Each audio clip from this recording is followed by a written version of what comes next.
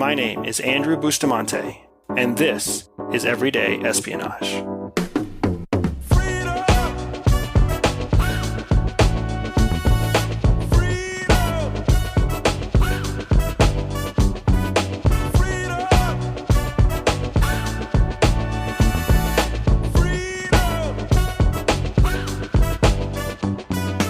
Welcome back to Season 3 of the Everyday Espionage podcast, a project that I'm calling The Ground Truth.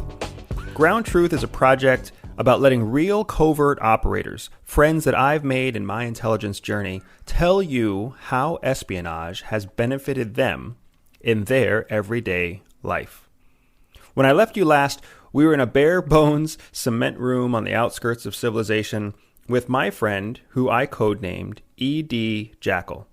Jackal was telling us about how he and his wife work together to constantly assess the safety of their neighborhood and use human networks to elicit information that impacts and benefits them every day. Let's sit down with Jackal again and see what he teaches us next. And she is an excellent elicitator of information. All she has to do if she wants to find out something, in our business, it's called give to get, right? Right. All she has to do is get a little bit of information about maybe her sister has a problem or something. Right. She lays that out, and then all of a sudden other people start volunteering similar problems. Yep. Similar and she'll know everything, similar experiences.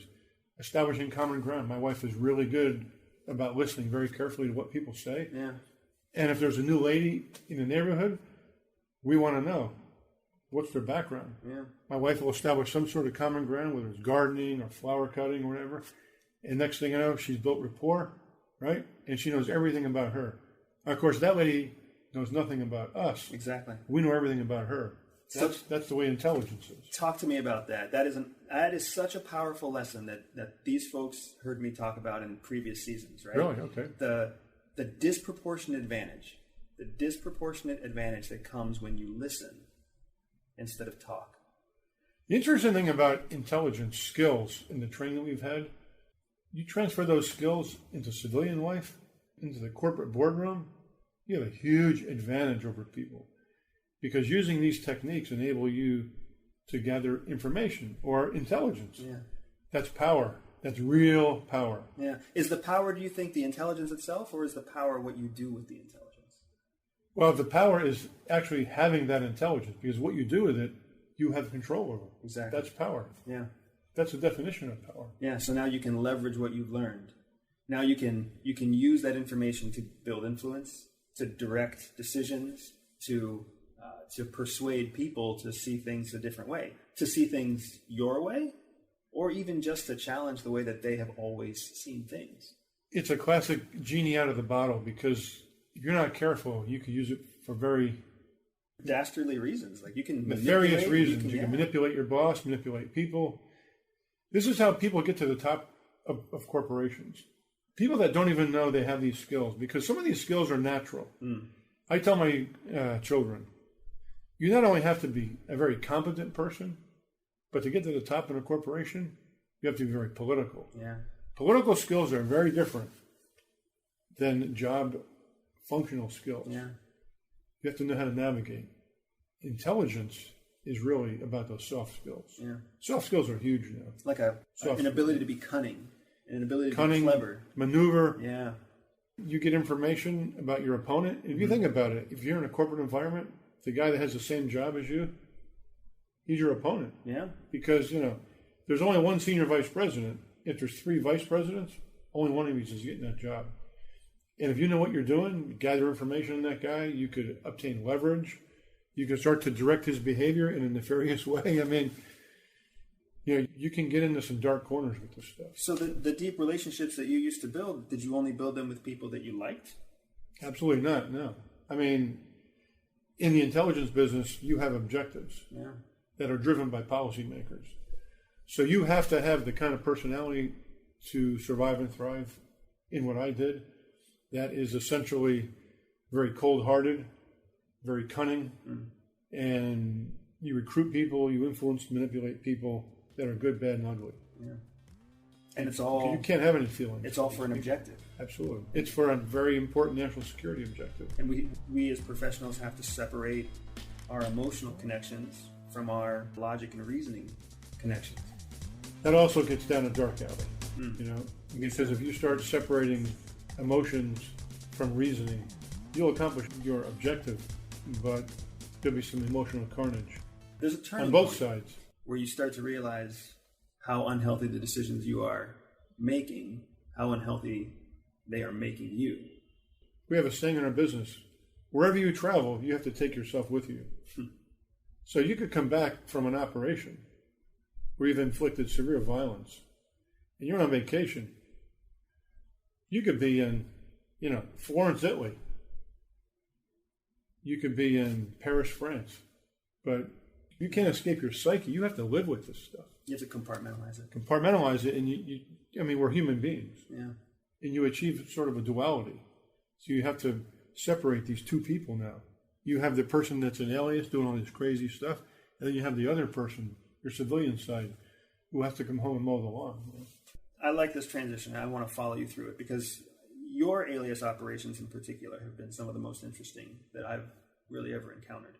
Because the traditional model is that most intelligence officers will operate in alias, but that alias is very limited.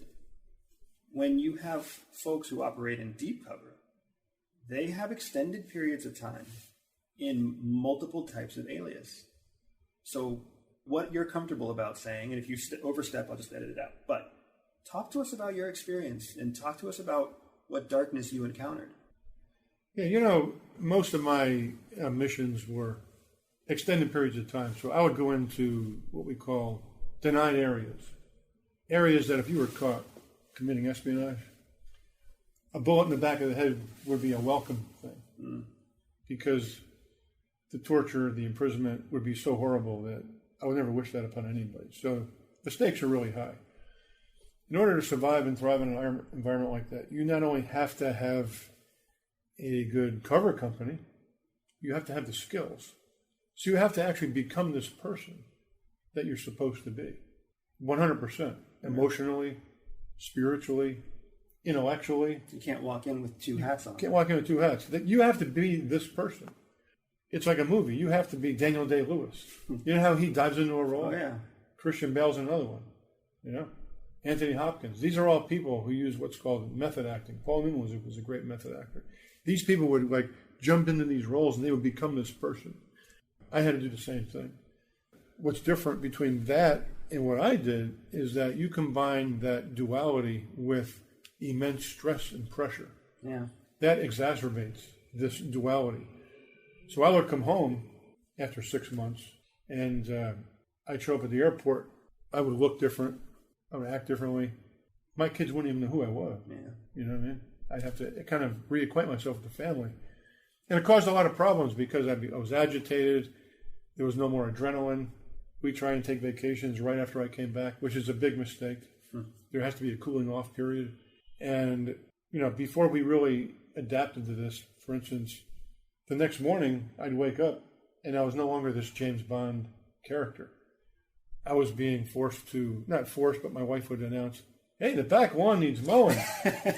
You know, we got to take that table apart downstairs and bring it to the dump. It doesn't work when you look at your wife and you say, don't you know who I am? Don't you know who I am?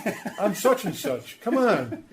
She's like, pour me a glass of champagne. You know? That's not what I remember. No, you're taking the trash out. We got some bills to pay. That nobody's cleaned up the dog poop in 3 weeks. Exactly right. We get ready for church. You know, it's like, you know, so this is what I was faced with. Caused a lot of problems. You know, your comparison with method acting is really interesting to me, too, because I've had this conversation because it's the closest thing I think people can get to trying to conceptualize what it's like to operate an alias. I find that method acting is very different from it's the closest thing we can use to describe it. But when an actor develops a character by method acting, they are actually fully becoming that character. They're leaving behind everything that they were, and they're becoming this new thing. We don't get that luxury. We have to bring forward our training. We have to bring forward our objectives. We have to bring forward the plan. We have to bring forward everything with us and selectively choose what we leave behind. We have to leave behind our loved ones. We have to leave behind our high school diplomas and leave behind our true identities educationally and professionally.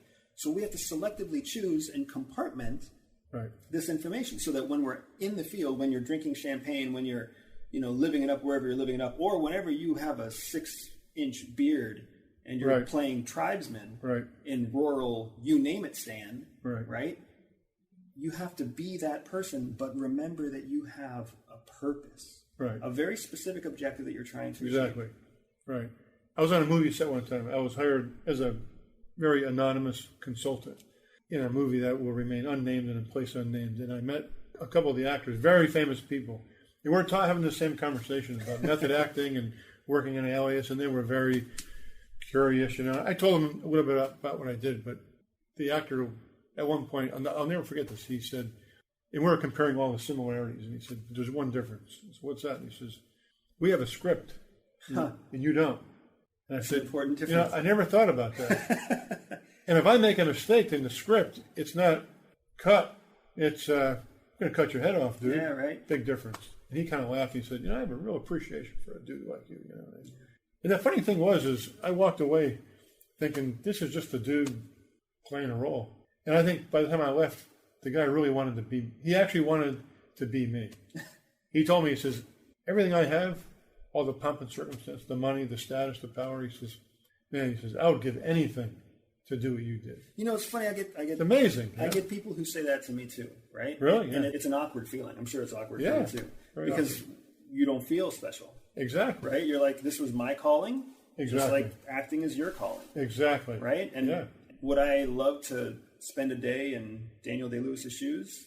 I think so, potentially, right? I'm guessing his day's pretty cool. I don't really know for sure. He's a cool dude. He seems like a cool dude from what we know, right? Totally different than what he is on the set. He's just a very introverted, shy person, doesn't like to be around people.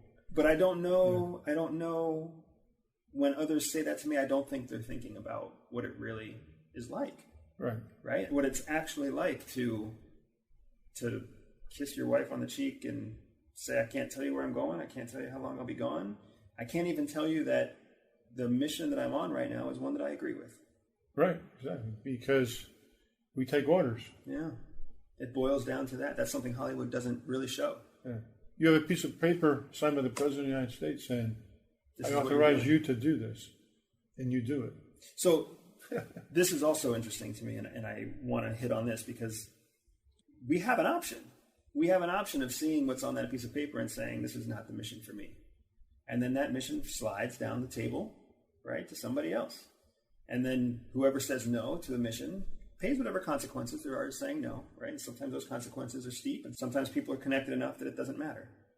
But at the bottom of that table, after everybody else has said no to that piece of paper, that's where Jackal sits. That's when I come in.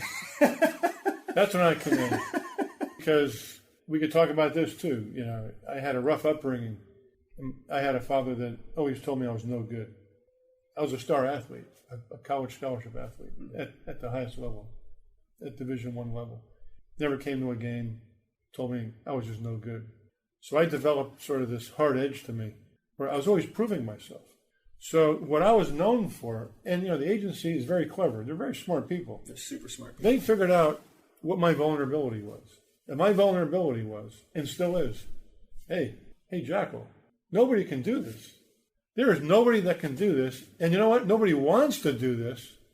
I'm like, I'm in. I'm in. I am in, brother.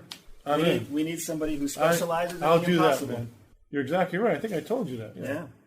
And I think that's so fascinating. Specialize in the impossible. You specialize in the impossible. I love saying that. There are people who do it, right? And even, so, I adore you, man. I adore you. And even as you talk about your vulnerability being your ego, and the folks listening know about the 4 motivations, they know the power of ego, right? It's so powerful, even though you are aware of it. Absolutely. It's so powerful to you that you still slip into that egotistical voice. Like you talk about actors wanting to be you, and you talk about how satisfying it is when someone comes to you and says, hey, we need you. You specialize in the impossible. We need you. Yeah, because there is no monetary rewards, and there is no recognition. This is not like the military. The military, you take down a machine gun nest, you can get a Silver Star. And guess what? You can wear that on a really pretty uniform and go to church and go to your son's wedding, and everybody knows what a great guy you are. Wow, this guy's a legend, a hero. Me, I won a big award, right? I'll tell you a funny story. So I won a bunch of medals, okay? A bunch of, at the very top of the organization for doing, some crazy stuff. So it was like I get a phone call. Hey, you and your wife, we're going to meet you in a motel room in Vienna, Virginia, and we're going to present you with this great award. So a bunch of VIPs show up in suits. I show up in my jeans and cowboy boots, and I get this award. I get this great speech. Of course, I can't tell anybody what really happened. It's like over in 5 minutes. And they have this nice velvet box, and they show you this medal, and it kind of glistens, and you're like, wow, Close the box. Sorry, but we're going to put this away in a safe. And when you retire, you can collect all the hardware. No big deal. But, it goes away in a safe.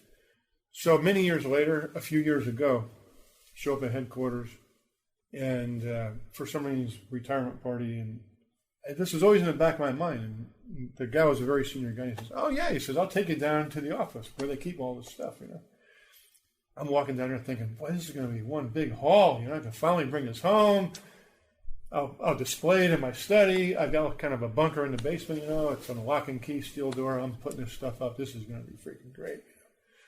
My kids will see it, grandkids, be passed down. They finally find the guy, and the guy looks at me, and he says, "What was your status?" And I told him what my very specific status was. He looks at me, and he goes, you're not getting those, man. He goes, "What are you talking about?" He says, "We just have one of those. We show the same one to all you guys." I'm like, "What?" He goes, "Yeah, we just have one of them, that's all. You thought each one of you guys got one of these?" No, it's the same one. I mean, I won one of them 3 times. The same you showed one, me the apparently. same freaking medal 3 times? That's same one? Hilarious. Yeah. Come on, man. Come on, Jackal. We do have one. Son of a bitch. We I have don't one want those silver damn medal medals. that's really man. made of silver. But we show that one medal to all 100 winners. They only have one in the entire organization. These cheap bastards. You think they could get at least a dozen made so I can get one? Come on, man. I'll even pay for the chain. I mean, come on.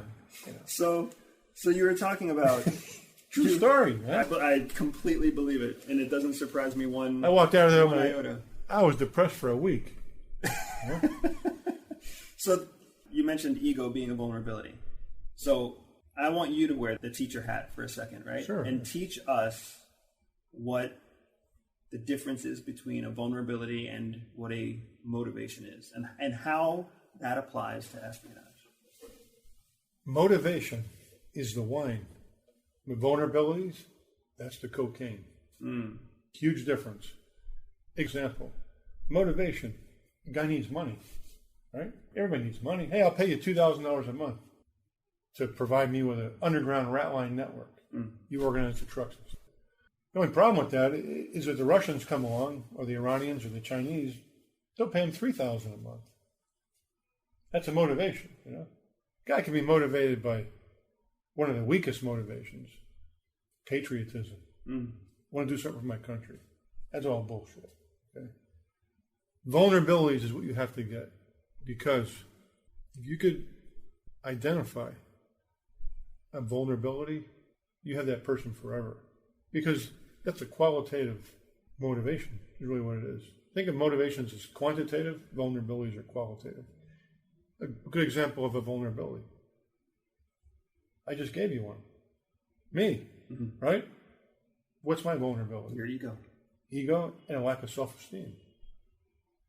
Which is funny. The agency just keeps hitting that button.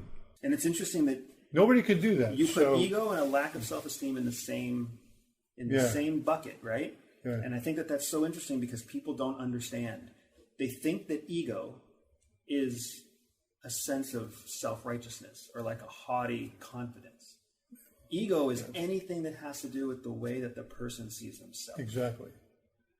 So you see yourself through the eyes of the child that your dad never recognized. Absolutely, right. So you spend your career trying to prove to that figure that you're worth it. And every life that you touch along the way, they look at you and they're like, this guy is amazing. This guy is impressive. Look at what this guy can do. He specializes in the impossible.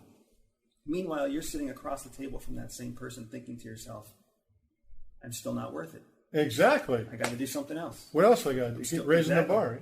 And we worked for an agency that as prestigious and as positive as my experience was with it, the fact is that it specializes in finding your vulnerability.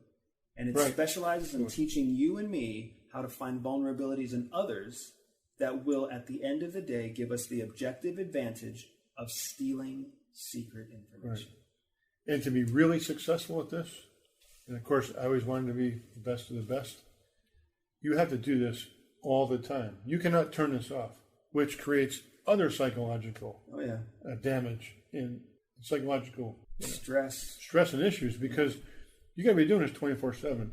I'm at a cocktail party, a neighborhood barbecue, and I'm analyzing the guy that just moved in 5 houses down. I'm probing for vulnerabilities. I'm probing for motivation. What makes this guy tick? How do I operationally use this person? If I ever needed this guy, how can I get leverage on this guy? What about his wife? What about his kids? I'm analyzing. You know what? My wife does the same thing. It's a little bit dark, you know? It's very dark, man. It's very dark. One of the hardest transitions that I had to deal with was when I left the agency. Because you come into this culture where you're surrounded by other agency officers, right? This conversation that you and I have, this isn't out of place for people like us. Right? This is what we talk about over breakfast, like we did this morning. It's what we talk about when we go for a long drive to go scuba diving together, right? Like, we sit and we talk about this kind of stuff. Right. And then when you leave, when I left the agency, I suddenly found myself in a community surrounded by people who were not prepared and not comfortable with having this kind of conversation. Exactly. At the agency, you can sit across from somebody, you can be like, hey, look, I'm egotistical. Of course, yeah. And I sit across from people, right? Yeah. And I sit across from people and I say, hey, you know, I am not as loyal to my country as I am to my wife. Right. And that's just the way it is. Right. But there's a transparency there, because we don't need to impress each other. And we know that when it comes down to it, if we're in a firefight, I don't need to know what you want me to know. I need to know who you are. Right. I need to know when those bullets start flying, whether or not you're going to be the guy that hides out, or whether you're going to be the guy that stands up on the wall, or whether you're going to be the guy that, you know, do you need 5 minutes to comport yourself before you pick up your weapon? And there's nothing wrong with being any of those three guys, right? But I need to know who you are. And the reason why in the outside world, people don't want you to know. They don't have that confidence, that comfort level being transparent, because they haven't all had the opportunity to assess themselves the way that we've had to assess ourselves. They don't know who they are themselves. They have never reached the top of the triangle, which is just above self-realization, self-actualization. They don't know who they are. Exactly. So themselves. So continue down this, man. Keep teaching us, right? Because self-actualization is exactly the word that I wanted to talk about. Yeah. So you and I had a really cool conversation not long ago about personality. Jump in anywhere you think is interesting, and let's talk about self-actualization and the power that it brings. You know, to get to self-actualization, you have to reach self-realization first, because self-realization is really discovering yourself through spiritual discovery, psychological discovery, intellectual discovery, reading the great books, meditation, philosophy. So once you realize who you really are as a person, your vulnerabilities, you know, once you reach deep inside of you on a regular basis, now you have to put that into practice. You have to apply it. That's where self-actualization comes from. Do you like those discoveries that you find out about yourself? I discover more about myself every day through meditation, absolutely. Yeah. Read the great books, as you can tell. And self-actualization is very powerful, because once you know who you are, then you can recognize that calling from the forest. Then you're no longer working in a career, but now you're in a vocation. Vocation, not the kind of vocation most people think about: carpentry, wood shop, welding, auto mechanics. Vocation really means doing what you were called to do. It's a passion. Good examples of people that work in the garden, as I say, it's a vocation. Sculptors, painters, writers, musicians. Those are classic people who are in vocations. They don't care about career. Careers, you got to climb over the guy next to you. Manager, director, VP, SVP, president of the company. That's a career. Right. Okay? Vocation is totally different. Vocation that's my calling. What I do is a vocation. I knew from a very early age that I wanted to be a special ops soldier. When I was in high school, college, afterwards, even in the corporate world, everything I did consciously pointed in that direction. So if you can tap into what's my vocation, you're unstoppable. Jackal is living proof of the power of passion, of what he calls vocation. But he is also proof of how ego can be used against us. Just as CIA used it against him to get him to continue doing the work that nobody else would do, the work that nobody else could do. We can choose to chase medals that aren't ours. We can choose to seek glory that gets forgotten. We can choose to prioritize praise over purpose. But we can also choose to find our calling, dedicate our talent, and build our own tribe. I am so happy that Jackal is part of my tribe. Stay tuned, because next time Jackal still has more to give us. He has more to teach, and I, like you, have much more to learn from him. This is Everyday Espionage. Everyday Espionage is dedicated to one thing: educating everyday people. I know that not everyone will listen, but those who listen will learn. If you learned something new today, click subscribe, review, and share the podcast with a friend. Find me on social media at Everyday Spy or on my website, everydayspy.com. If you are up for a special challenge, visit everydayspy.com/operations and join me for an authentic spy training mission. And above all else, remember that knowledge is freedom.